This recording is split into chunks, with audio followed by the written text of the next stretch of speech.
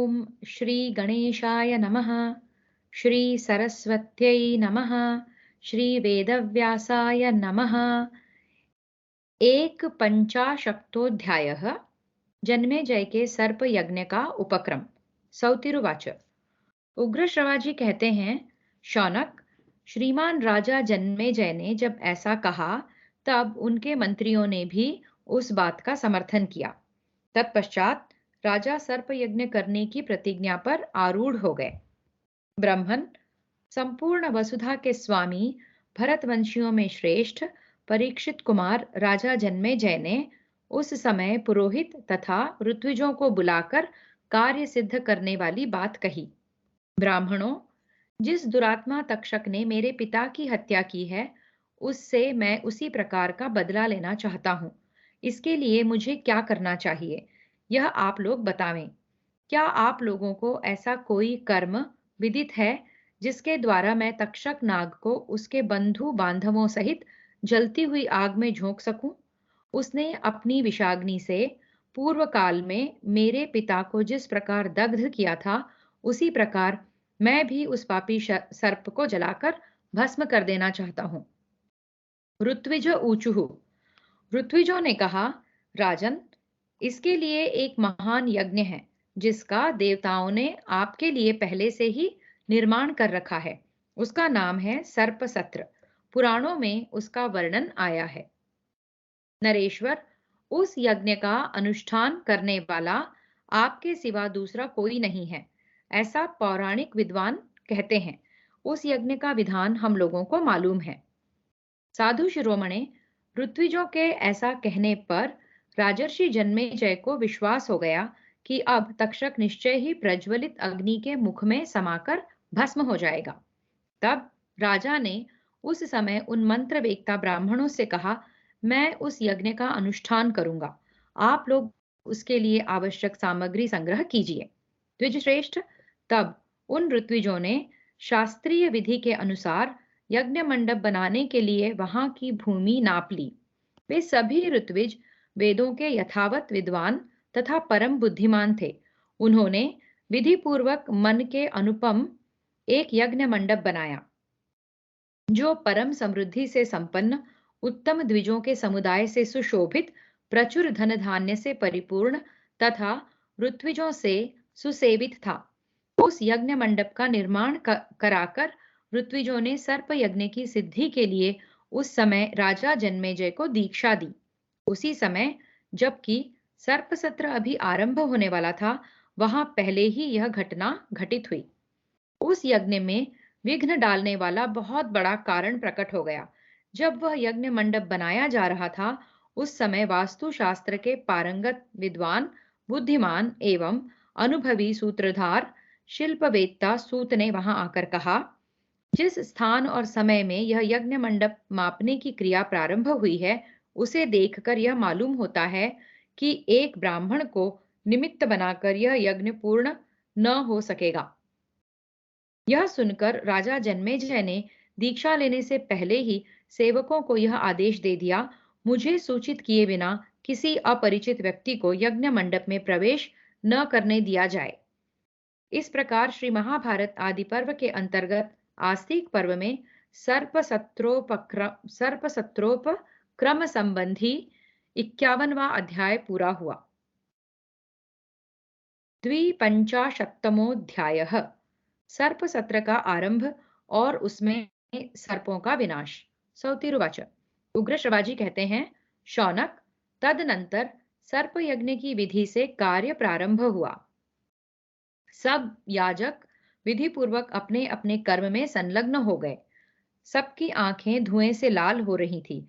वे सभी ऋत्विज काले वस्त्र पहनकर मंत्रोच्चारण पूर्वक प्रज्वलित अग्नि में होम करने लगे। वे समस्त सर्पों के हृदय में कपकपी पैदा करते हुए उनके नाम ले लेकर उन सब का वहां आग के मुख में होम करने लगे। तत्पश्चात सर्पगण तड़फड़ाते और दीन स्वर में एक दूसरे को पुकारते हुए प्रज्वलित अग्नि में टपाटप गिरने लगे। वे उछलते, लंबी सांसें लेते, पूंछ और फनों से एक दूसरे को लपेटते हुए धधकती आग के भीतर अधिकाधिक संख्या में गिरने लगे। सफेद, काले, नीले, बूढ़े और बच्चे, सभी प्रकार के सर्प विविध प्रकार से चीत्कार करते हुए जलती आग में विवश होकर गिर रहे थे। कोई 1 कोस लंबे थे, तो कोई 4 कोस, और किन्हीं किन्हीं की लंबाई तो केवल गाय के कान के बराबर थी। अग्निहोत्रियों में श्रेष्ठ शौनक, वे छोटे बड़े सभी सर्प बड़े वेग से आग की ज्वाला में निरंतर आहुति बन रहे थे। इस प्रकार लाखों करोड़ों तथा अरबों सर्प वहां विवश होकर नष्ट हो गए। कुछ सर्पों की आकृति घोड़ों के समान थी और कुछ की हाथी के सूंड के सदृश। कितने ही विशाल काय महाबली नाग मत वाले गजराजों को मात कर रहे थे। भयंकर विष वाले छोटे बड़े अनेक रंग के बहुसंख्यक सर्प, जो देखने में भयानक, परिघ के समान मोटे, अकारण ही डस लेने वाले और अत्यंत शक्तिशाली थे, अपनी माता के शाप से पीड़ित होकर स्वयं ही आग में पड़ रहे थे।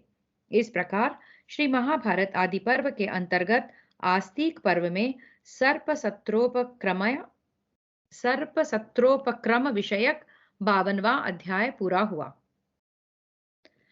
त्रिपंचाशत्तमोऽध्यायः सर्प यज्ञ के ऋत्विजों की नामावली, सर्पों का भयंकर विनाश, तक्षक का इंद्र की शरण में जाना तथा वासुकी का अपनी बहन से आस्तिक को यज्ञ में भेजने के लिए कहना।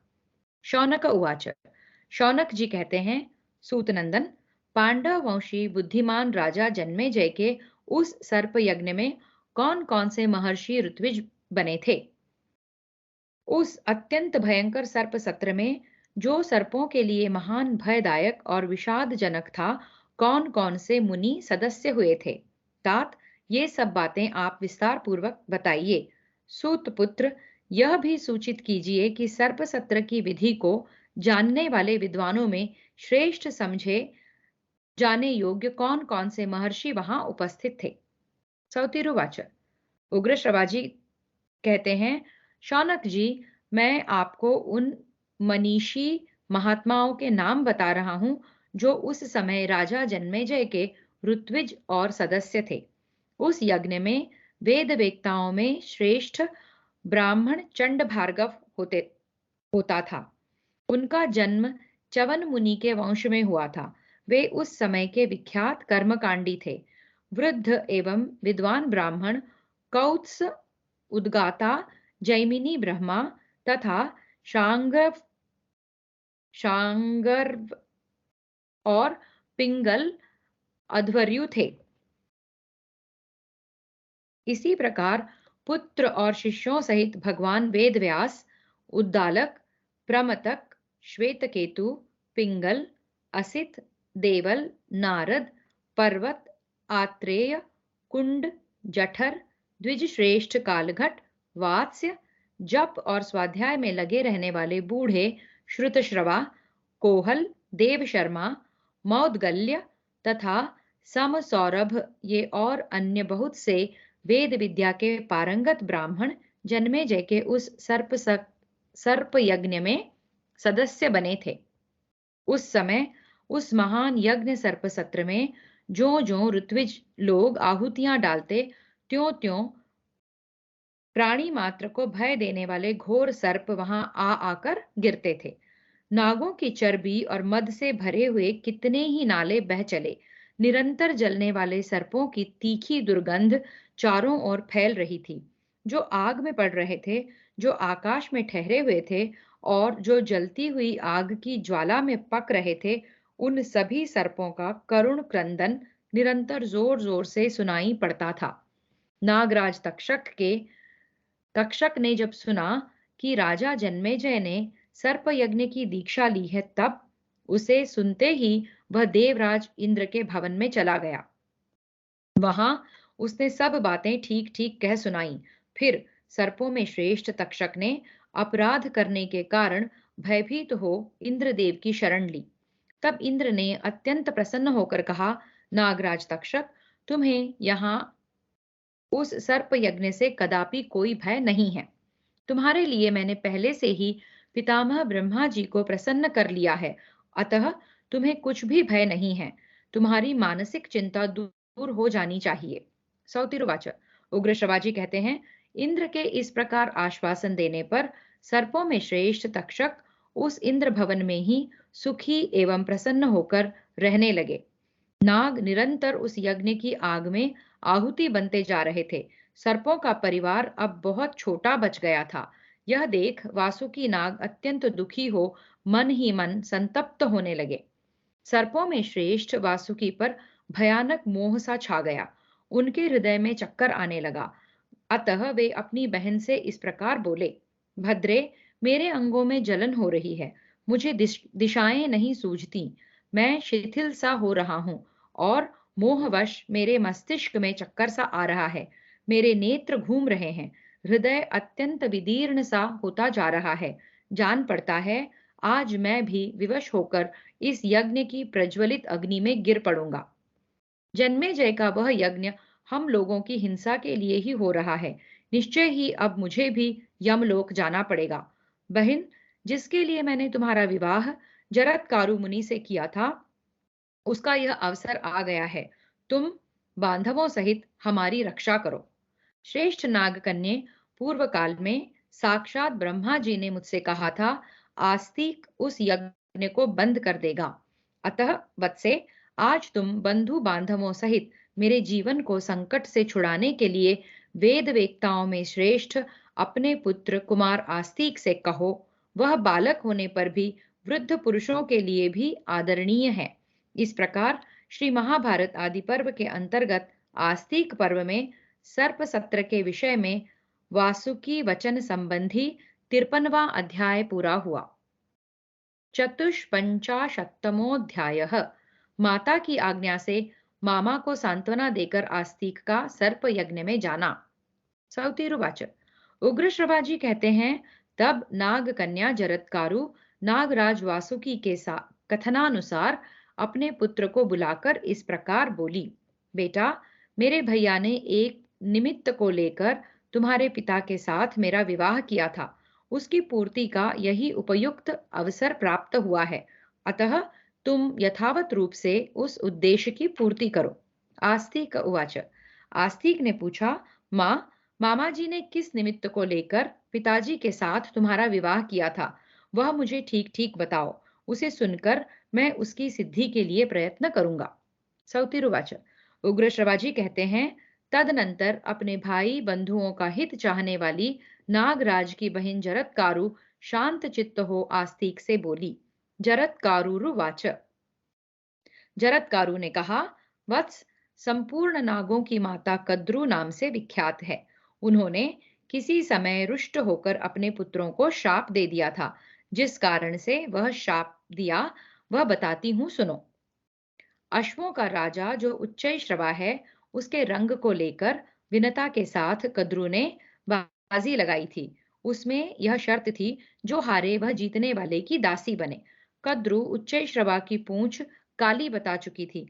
अतः उसने अपने पुत्रों से कहा, तुम लोग छल पूर्वक उस घोड़े की पूंछ काले रंग की कर दो। सर्प इससे सहमत न हुए। तब उन्होंने सर्पों को शाप देते हुए कहा, पुत्रों, तुम लोगों ने मेरे कहने से अश्वराज उच्चैश्रवा की पूंछ का रंग न बदलकर विनता के साथ जो मेरी दासी होने की शर्त थी, उसमें उस घोड़े के संबंध में विनता के कथन को मिथ्या नहीं कर दिखाया। इसलिए जन्मेजय के यज्ञ में तुम लोगों को आग जलाकर भस्म कर देगी और तुम सभी मरकर प्रेत लोक को चले जाओगे। कद्रु ने जब इस प्रकार शाप दे दिया, तब साक्षात लोक पितामह भगवान ब्रह्मा ने एवमस्तु कहकर उनके वचन का अनुमोदन किया। तात, मेरे भाई वासुकी ने भी उस समय पितामह की बात सुनी थी। फिर अमृत मंथन का कार्य हो जाने पर वे देवताओं की शरण में गए। देवता लोग मेरे भाई की सहायता से उत्तम अमृत पाकर अपना मनोरथ सिद्ध कर चुके थे। अतः वे मेरे भाई को आगे करके पितामह ब्रह्मा जी के पास गए। वहां समस्त देवताओं ने नागराज वासुकी के साथ रहकर पितामह ब्रह्मा जी को प्रसन्न किया। उन्हें प्रसन्न करने का उद्देश्य यह था कि माता का वह शाप लागू न हो। देवा ऊचुः। देवता बोले, भगवन, ये नागराज वासुकी वासुकी अपने जाति भाइयों के लिए बहुत दुखी हैं। कौन सा ऐसा उपाय है जिससे माता का शाप इन लोगों पर लागू ना हो? ब्रह्मोवाच। ब्रह्मा जी ने कहा, जरत्कारु मुनि जरत्कारु नाम वाली जिस पत्नी को ग्रहण करेंगे, उसके गर्भ से उत्पन्न ब्राह्मण सर्पों को माता के शाप से मुक्त करेगा। देवता के समान तेजस्वी पुत्र ब्रह्मा जी की वह बात सुनकर नाग श्रेष्ठ वासुकी ने मुझे तुम्हारे महात्मा पिता की सेवा में समर्पित कर दिया। यह अवसर आने से बहुत पहले इसी निमित्त से मेरा विवाह किया गया। तदनंतर उन महर्षि द्वारा मेरे गर्भ से तुम्हारा जन्म हुआ। जन्मेजय के सर्प यज्ञ का वह पूर्व निर्दिष्ट काल आज उपस्थित है। उस यज्ञ में निरंतर सर्प जल रहे हैं, अतः उस भय से तुम उन सबका उद्धार करो। मेरे भाई को भी उस भयंकर अग्नि से बचा लो। जिस उद्देश्य को लेकर तुम्हारे बुद्धिमान पिता की सेवा में मैं दी गई, वह व्यर्थ नहीं जाना चाहिए। अथवा बेटा, सर्पों को इस संकट से बचाने के लिए तुम क्या उचित समझते हो? सौतिरुवाच। उग्र श्रवाजी कहते हैं, माता के ऐसा कहने पर आस्तिक ने उससे कहा, माँ, तुम्हारी जैसी आज्ञा है वैसा ही करूंगा। इसके बाद वे दुख पीड़ित वासुकी को जीवन दान देते हुए से बोले, महान शक्तिशाली नागराज वासुके, मैं आपको माता के उस शाप से छुड़ा दूंगा। यह आपसे सत्य कहता हूं। नाग प्रवर, आप निश्चिंत रहें, आपके लिए कोई भय नहीं है। राजन, जैसे भी आपका कल्याण होगा, मैं वैसा प्रयत्न करूंगा। मैंने कभी हंसी मजाक में भी झूठी बात नहीं कही है। फिर इस संकट के समय तो कह ही कैसे सकता हूँ। सत्पुरुषों में श्रेष्ठ मामाजी सर्प यज्ञ के लिए दीक्षित नृप श्रेष्ठ जन्मेजय के पास जाकर अपनी मंगलमयी वाणी से आज उन्हें ऐसा संतुष्ट करूंगा जिससे राजा का वह यज्ञ बंद हो जाएगा। महाबुद्धिमान नागराज, मुझ में यह सब कुछ करने की योग्यता है। आप इस पर विश्वास रखें। आपके मन में मेरे प्रति जो आशा भरोसा है, वह कभी मिथ्या नहीं हो सकता। वासुकी वासुकीरुवाच। वासुकी बोले, आस्तिक, माता के शाप रूप ब्रह्मदंड से पीड़ित होने के कारण मुझे चक्कर आ रहा है। मेरा हृदय विदीर्ण होने लगा है और मुझे दिशाओं का ज्ञान नहीं हो रहा है। आस्तिक उवाच। आस्तिक ने कहा, नाग प्रवर, आपको मन में किसी प्रकार संताप नहीं करना चाहिए। सर्प यज्ञ की धधकती हुई आग से जो भय आपको प्राप्त हुआ है, मैं उसका नाश कर दूंगा। कालाग्नि के समान दाहक और अत्यंत भयंकर शाप का यहाँ मैं अवश्य नाश कर डालूंगा। अतः आप उससे किसी तरह भय न करें। सौतिरुवाच। उग्र श्रवाजी कहते हैं, तदनंतर नागराज वासुकी के भयंकर चिंता ज्वर को दूर कर और उसे अपने ऊपर लेकर द्विज श्रेष्ठ आस्तिक बड़ी उतावली के साथ नागराज वासुकी आदि को प्राण संकट से छुड़ाने के लिए राजा जन्मेजय के उस सर्प यज्ञ में गए, जो समस्त उत्तम गुणों से संपन्न था।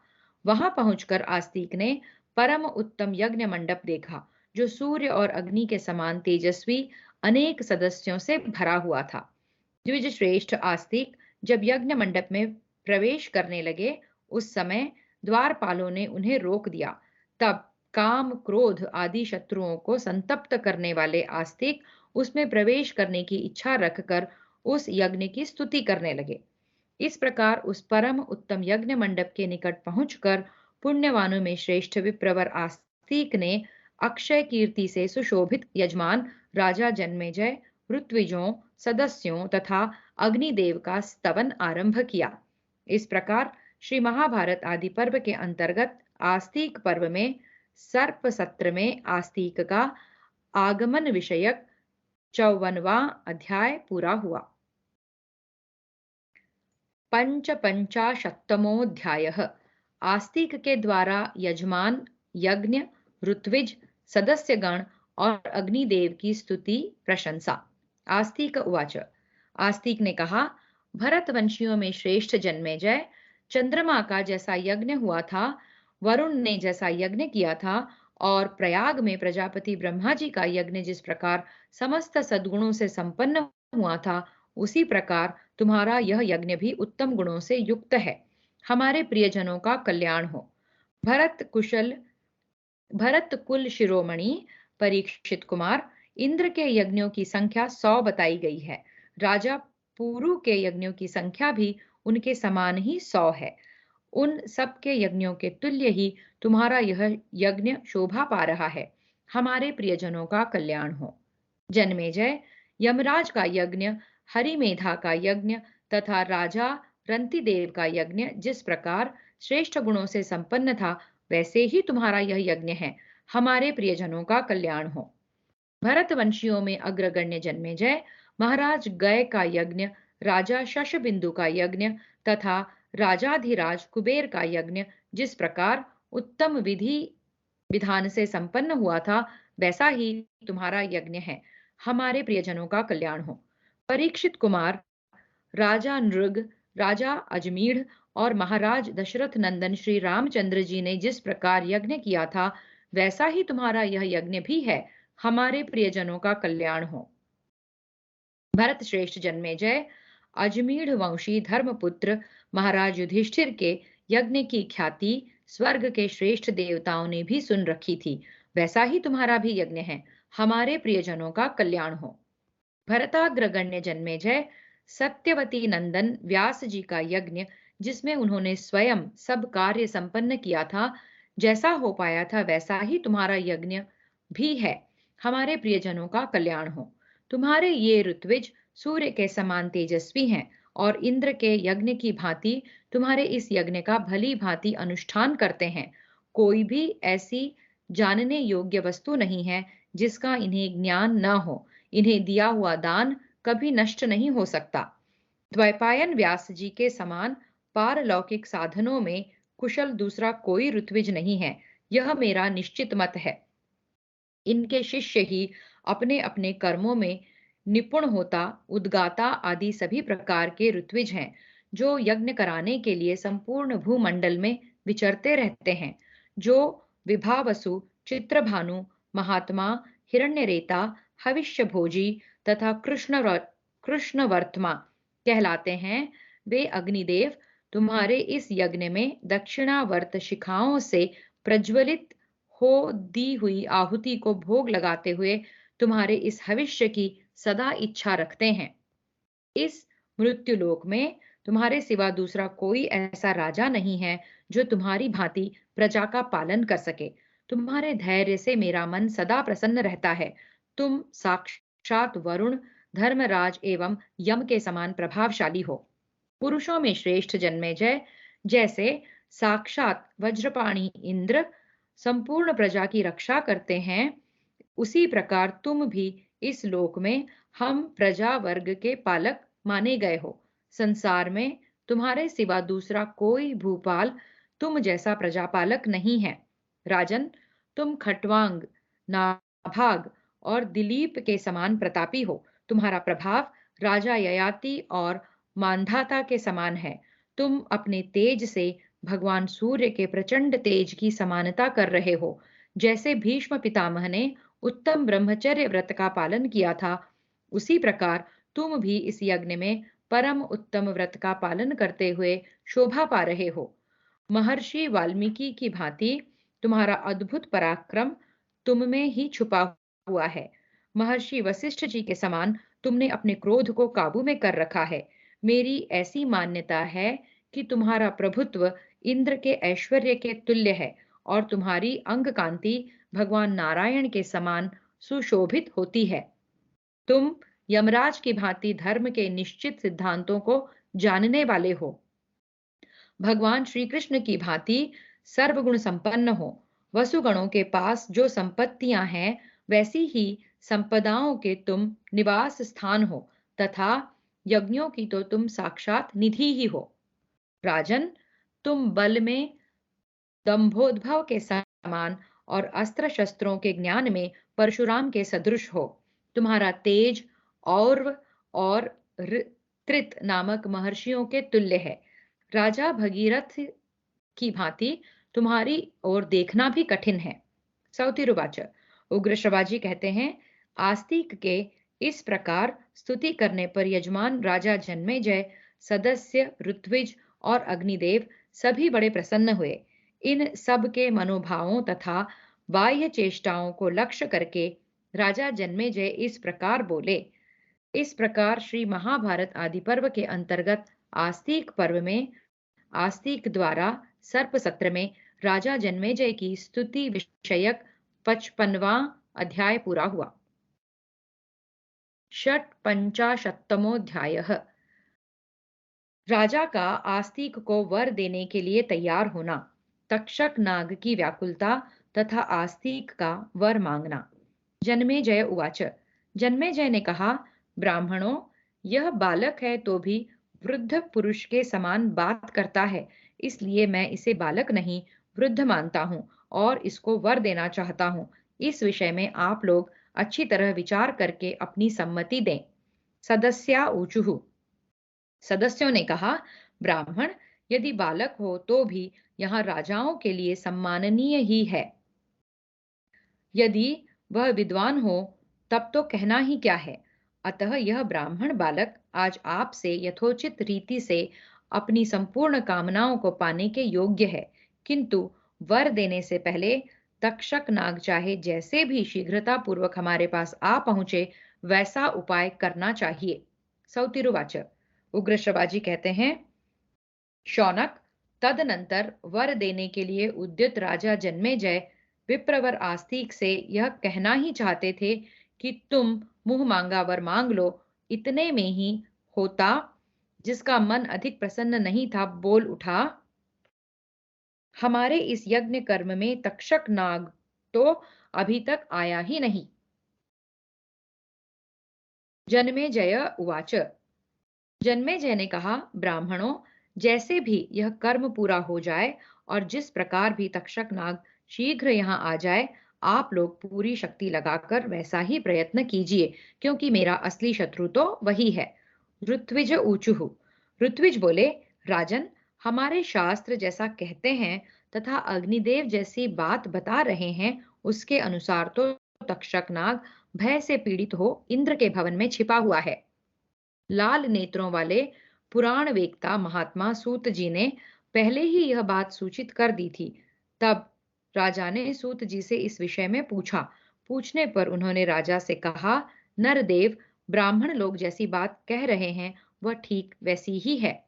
राजन, पुराण को जानकर मैं यह कह रहा हूं कि इंद्र ने तक्षक को वर दिया है। नागराज, तुम यहाँ मेरे समीप सुरक्षित होकर रहो। सर्प सत्र की आग तुम्हें नहीं जला सकेगी।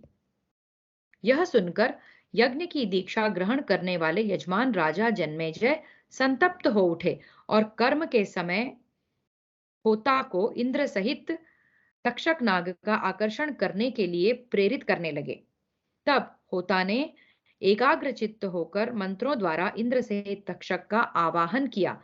तब स्वयं देवराज इंद्र विमान पर बैठकर आकाश मार्ग से चल पड़े।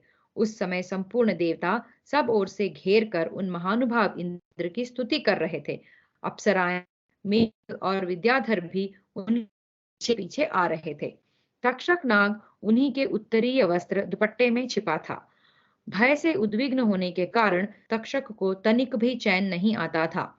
इधर राजा जन्मेजय तक्षक का नाश चाहते हुए कुपित होकर पुनः मंत्र वेत्ता ब्राह्मणों से बोले। जन्मेजय उवाच। जन्मेजय ने कहा, विप्रगण, यदि तक्षक नाग इंद्र के विमान में छिपा हुआ है तो उसे इंद्र के साथ ही अग्नि में गिरा दो। सौतिरुवाच।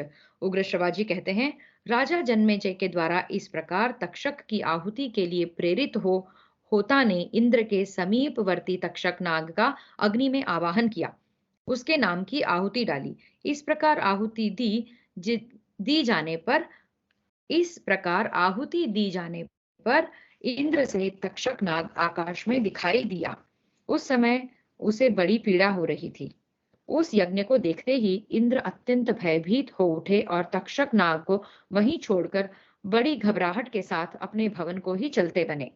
इंद्र के चले जाने पर नागराज तक्षक भय से मोहित हो मंत्र शक्ति से खींचकर विवशता पूर्वक अग्नि की ज्वाला के समीप आने लगा। ऋत्विज ऊचुः। ऋत्विजों ने कहा, राजेंद्र, आपका यह यज्ञ कर्म विधि पूर्वक संपन्न हो रहा है। अब आप इन विप्रवर आस्तिक को मनोवांछित वर दे सकते हैं। जन्मेजय उवाच। जन्मेजय ने कहा, ब्राह्मण बालक, तुम अप्रमेय हो, तुम्हारी प्रतिभा की कोई सीमा नहीं है। मैं तुम जैसे विद्वान के लिए वर देना चाहता हूँ। तुम्हारे मन में जो अभीष्ट कामना हो उसे बताओ। वह देने योग्य न होगी तो भी मैं तुम्हें अवश्य दे दूंगा। ऋत्विज ऊचुः। ऋत्विज बोले, राजन, यह तक्षक नाग अब शीघ्र ही तुम्हारे वश में आ रहा है। वह बड़ी भयानक आवाज में चीत्कार कर रहा है। उसकी भारी चिल्लाहट अब सुनाई देने लगी है। निश्चय ही इंद्र ने उस नागराज तक्षक को त्याग दिया है। उसका विशाल शरीर मंत्र द्वारा आकृष्ट होकर स्वर्गलोक से नीचे गिर पड़ा है। वह आकाश में चक्कर काटता अपनी सुध बुध खो चुका है और बड़े वेग से लंबी सांसें छोड़ता हुआ अग्निकुंड के समीप आ रहा है। सौतिरुवाच। उग्र श्रवाजी कहते हैं, शौनक, नागराज तक्षक अब कुछ ही क्षणों में आग की ज्वाला में गिरने वाला था। उस समय आस्तिक ने यह सोचकर कि यही वर मांगने का अच्छा अवसर है, राजा को वर देने के लिए प्रेरित किया। आस्तिक उवाच। आस्तिक ने कहा, राजा जन्मेजय, यदि तुम मुझे वर देना चाहते हो तो सुनो। मैं मांगता हूं कि तुम्हारा यह यज्ञ बंद हो जाए और अब इसमें सर्प न गिरने पावे। ब्राह्मण। आस्तिक के ऐसा कहने पर वे परीक्षित कुमार जन्मेजय खिन्न चित्त होकर बोले, विप्रवर, आप सोना, चांदी, गौ तथा अन्य अभीष्ट वस्तुओं को जिन्हें आप ठीक समझते हो मांग लो। प्रभो, वह मुंह मांगा वर मैं आपको दे सकता हूँ, किंतु मेरा यह यज्ञ बंद नहीं होना चाहिए। आस्तिक उवाच। आस्तिक ने कहा, राजन, मैं तुमसे सोना, चांदी और गौएं नहीं मांगूंगा। मेरी यही इच्छा है कि तुम्हारा यह यज्ञ बंद हो जाए, जिससे मेरी माता के कुल का कल्याण हो। सौतिरुवाच। उग्र श्रवाजी कहते हैं, भृगुनंदन शौनक, आस्तिक के ऐसा कहने पर उस समय वक्ताओं में श्रेष्ठ राजा जन्मेजय ने उनसे बार बार अनुरोध किया, विप्र शिरोमणे, आपका कल्याण हो, कोई दूसरा वर मांगिए। किंतु आस्तिक ने दूसरा कोई वर नहीं मांगा। तब संपूर्ण वेद वेत्ता सभासदों ने एक साथ संगठित होकर राजा से कहा, ब्राह्मण को स्वीकार किया हुआ वर मिलना ही चाहिए। इस प्रकार श्री महाभारत आदि पर्व के अंतर्गत आस्तिक पर्व में आस्तिक को वर प्रदान नामक 56वां अध्याय पूरा हुआ। सप्तपंचाशत्तमोऽध्यायः। सर्प यज्ञ में दग्ध हुए प्रधान प्रधान सर्पों के नाम। शौनक उवाच। शौनक जी ने पूछा, सूत नंदन, इस सर्प सत्र की धधकती हुई आग में जो जो सर्प गिरे थे उन सब के नाम मैं सुनना चाहता हूँ। सौतिरुवाच। उग्र श्रवाजी ने कहा, द्विज श्रेष्ठ, इस यज्ञ में सहस्रों, लाखों एवं अरबों सर्प गिरे थे। उनकी संख्या बहुत होने के कारण गणना नहीं की जा सकती, परंतु सर्प यज्ञ की अग्नि में जिन प्रधान प्रधान नागों की आहुति दी गई है उन सब के नाम अपनी स्मृति के अनुसार बता रहा हूं, सुनो। पहले वासुकी के कुल में उत्पन्न हुए मुख्य मुख्य सर्पों के नाम सुनो। वे सबके सब नीले, लाल, सफेद और भयानक थे। उनके शरीर विशाल और विष अत्यंत भयंकर थे। वे बेचारे सर्प माता के शाप से पीड़ित हो विवशता पूर्वक सर्प यज्ञ की आग में होम दिए गए थे।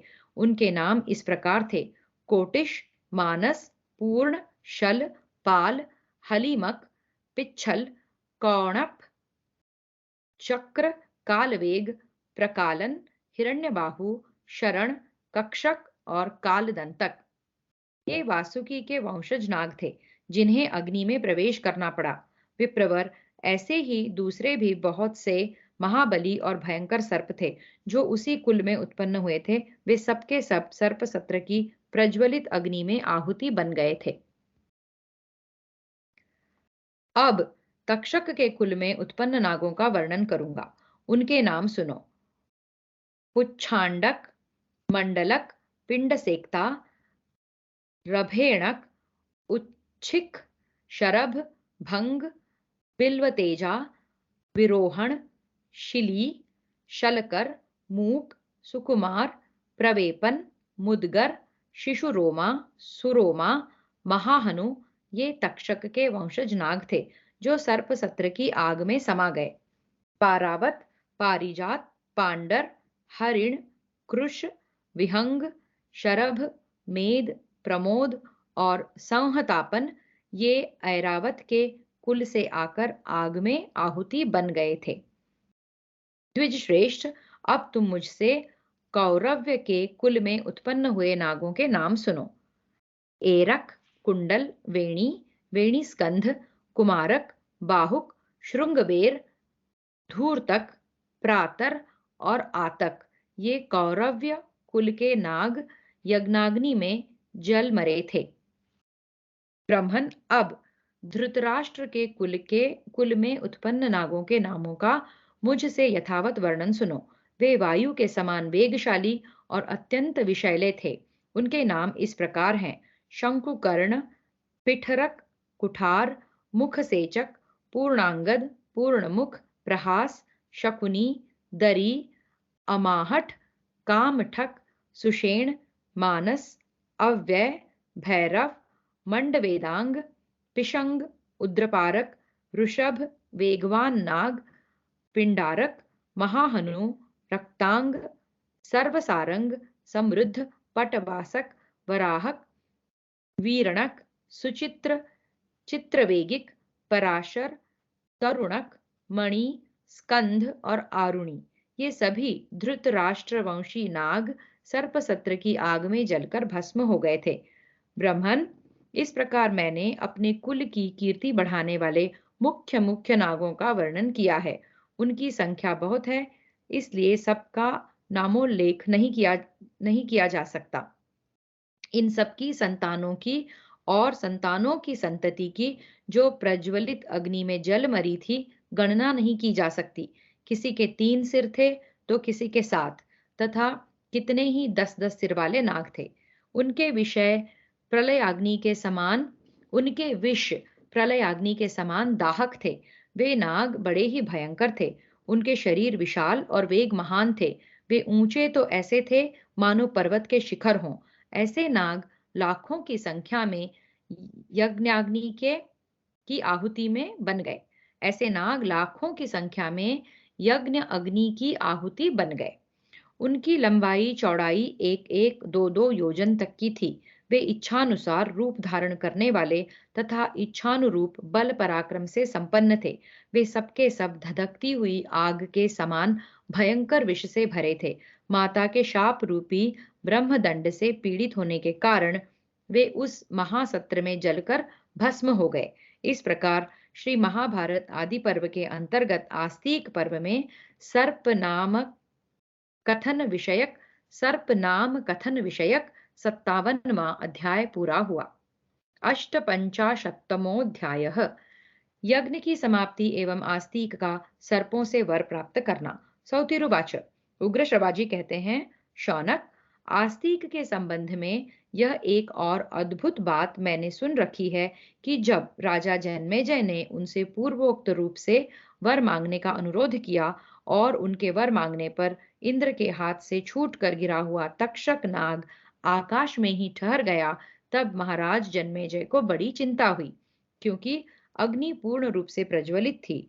उसमें विधि पूर्वक आहुतियां दी जा रही थी, तो भी भय से पीड़ित तक्षक नाग उस अग्नि में नहीं गिरा। शौनक उवाच। शौनक जी ने पूछा, सूत, उस यज्ञ में बड़े बड़े मनीषी ब्राह्मण उपस्थित थे, क्या उन्हें ऐसे मंत्र नहीं सूझे जिनसे तक्षक शीघ्र अग्नि में आ गिरे? क्या कारण था जो तक्षक अग्निकुंड में न गिरा? सौतिरुवाच। उग्र श्रवाजी ने कहा, शौनक, इंद्र के हाथ से छूटने पर नाग प्रवर तक्षक भय से थर्रा उठा। उसकी चेतना लुप्त हो गई। उस समय आस्तिक ने उसे लक्ष्य करके 3 बार इस प्रकार कहा, ठहर जा, ठहर जा, ठहर जा। तब तक्षक पीड़ित हृदय से आकाश में उसी प्रकार ठहर गया जैसे कोई मनुष्य आकाश और पृथ्वी के बीच में लटक रहा हो। तदनंतर सभासदों के बार बार प्रेरित करने पर राजा जन्मेजय ने यह बात कही, अच्छा, आस्तिक ने जैसा कहा है वही हो। यह यज्ञ कर्म समाप्त किया जाए, नागगण कुशल पूर्वक रहें और ये आस्तिक प्रसन्न हो, साथ ही सूत जी की कही हुई बात भी सत्य हो। जन्मेजय के द्वारा आस्तिक को यह वरदान प्राप्त होते ही सब और प्रसन्नता बढ़ाने वाली हर्ष ध्वनि छा गई और पांडव वंशी महाराज जन्मेजय का वह यज्ञ बंद हो गया। ब्राह्मण को वर देकर भरतवंशी राजा जन्मेजय को भी प्रसन्नता हुई। उस यज्ञ में जो ऋत्विज और सदस्य पधारे थे, उन सबको राजा जन्मेजय ने सैकड़ों और सहस्रों की संख्या में धन दान दिया। लोहिताक्ष, सूत तथा शिल्पी को, जिसने यज्ञ के पहले ही बता दिया था कि इस सर्प सत्र को बंद करने में एक ब्राह्मण निमित्त बनेगा, प्रभावशाली राजा जन्मेजय ने बहुत धन दिया, जिनके पराक्रम की कहीं तुलना नहीं है। उन नरेश्वर जन्मेजय ने प्रसन्न होकर यथा योग्य द्रव्य और भोजन, वस्त्र आदि का दान करने के पश्चात शास्त्रीय विधि के अनुसार अवभृत स्नान किया। आस्तिक शुभ संस्कारों से संपन्न और मनीषी विद्वान थे। अपना कर्तव्य पूर्ण कर लेने के कारण वे कृतकृत्य एवं प्रसन्न थे। राजा जन्मेजय ने उन्हें प्रसन्न चित्त होकर घर के लिए विदा दी और कहा, ब्राह्मण, मेरे भावी अश्वमेध नामक महायज्ञ में आप सदस्य हों और उस समय पुनः पधारने की कृपा करें। आस्तिक ने प्रसन्नता पूर्वक बहुत अच्छा कहकर राजा की प्रार्थना स्वीकार कर ली और अपने अनुपम कार्य का साधन करके राजा को संतुष्ट करने के पश्चात वहां से शीघ्रता पूर्वक प्रस्थान किया। वे अत्यंत प्रसन्न हो घर जाकर मामा और माता से मिले और उनके चरणों में प्रणाम करके वहां का सब समाचार सुनाया। सौतिरुवाच। उग्र श्रवाजी कहते हैं, शौनक, सर्प सत्र से बचे हुए जो नाग मोह रहित हो उस समय वासुकी नाग के यहाँ उपस्थित थे, वे सब आस्तिक के मुख से उस यज्ञ के बंद होने का समाचार सुनकर बड़े प्रसन्न हुए। आस्तिक पर उनका प्रेम बहुत बढ़ गया और वे उनसे बोले, वत्स, तुम कोई अभीष्ट वर मांग लो। वे सब के सब बार बार यह कहने लगे, विद्वान, आज हम तुम्हारा कौन सा प्रिय कार्य करें। वत्स, तुमने हमें मृत्यु के मुख से बचाया है, अतः हम सब लोग तुमसे बहुत प्रसन्न हैं। बोलो, तुम्हारा कौन सा मनोरथ पूर्ण करें। आस्तिक ने कहा, नागगण, लोक में जो ब्राह्मण अथवा कोई दूसरा मनुष्य प्रसन्न चित्त होकर मेरे इस धर्ममय उपाख्यान का पाठ करे, उसे आप लोगों से कोई भय न हो। यह सुनकर सभी सर्प बहुत प्रसन्न हुए और अपने भांजे से बोले, प्रिय वत्स, तुम्हारी यह कामना पूर्ण हो। भगिनी पुत्र, हम बड़े प्रेम और नम्रता से युक्त होकर सर्वथा तुम्हारे इस मनोरथ को पूर्ण करते रहेंगे। जो कोई असित, आर्तिमान और सुनीत मंत्र का दिन अथवा रात के समय स्मरण करेगा, उसे सर्पों से कोई भय नहीं होगा। मंत्र और उनके भाव इस प्रकार हैं। जरत्कारु ऋषि से, जरत्कारु नामक नाग कन्या से जो आस्तिक नामक यशस्वी ऋषि उत्पन्न हुए तथा जिन्होंने सर्प सत्र में तुम सर्पों की रक्षा की थी, उनका मैं स्मरण कर रहा हूँ। महाभाग्यवान सर्पों, तुम लोग मुझे मत डसो। महाविषधर सर्प, तुम भाग जाओ, तुम्हारा कल्याण हो। अब तुम जाओ। जन्मेजय के यज्ञ की समाप्ति में आस्तिक को तुमने जो वचन दिया था, उसका स्मरण करो। जो सर्प आस्तिक के वचन की शपथ सुनकर भी नहीं लौटेगा, उसके फन के शीशम के फल के समान सैकड़ों टुकड़े हो जाएंगे। सौतिरुवाच। उग्र श्रवाजी कहते हैं, विप्रवर शौनक, उस समय वहां आए हुए प्रधान प्रधान नागराजों के इस प्रकार कहने पर महात्मा आस्तिक को बड़ी प्रसन्नता हुई। तदनंतर उन्होंने वहां से चले जाने का विचार किया। इस प्रकार सर्प सत्र से नागों का उद्धार करके द्विज श्रेष्ठ धर्मात्मा आस्तिक ने विवाह करके पुत्र पौत्र आदि उत्पन्न किए और समय आने पर प्रारब्ध शेष होने से मोक्ष प्राप्ति कर लिया। इस प्रकार मैंने आपसे आस्तिक के उपाख्यान का यथावत वर्णन किया है, जिसका पाठ कर लेने पर कहीं भी सर्पों से भय नहीं होता। ब्राह्मण, भृगुवंश शिरोमणे, आपके पूर्वज प्रमति ने अपने पुत्र रूरू के पूछने पर जिस प्रकार आस्तिकोपाख्यान कहा था और जिसे मैंने भी सुना था, उसी प्रकार विद्वान महात्मा आस्तिक के मंगलमय चरित्र का मैंने प्रारंभ से ही वर्णन किया है। आस्तिक का यह धर्ममय उपाख्यान पुण्य की वृद्धि कराने वाला है। काम क्रोधादि शत्रुओं का दमन कराने वाला ब्राह्मण कथा प्रसंग में डुंडुभ की बात सुनकर आपने मुझसे जिसके विषय में पूछा था, वह सब उपाख्यान मैंने कह सुनाया। इसे सुनकर आपके मन का महान कौतूहल अब निवृत्त हो जाना चाहिए। इस प्रकार श्री महाभारत आदि पर्व के अंतर्गत आस्तिक पर्व में सर्प सत्र विषयक 58वां अध्याय पूरा हुआ। हरि ओम।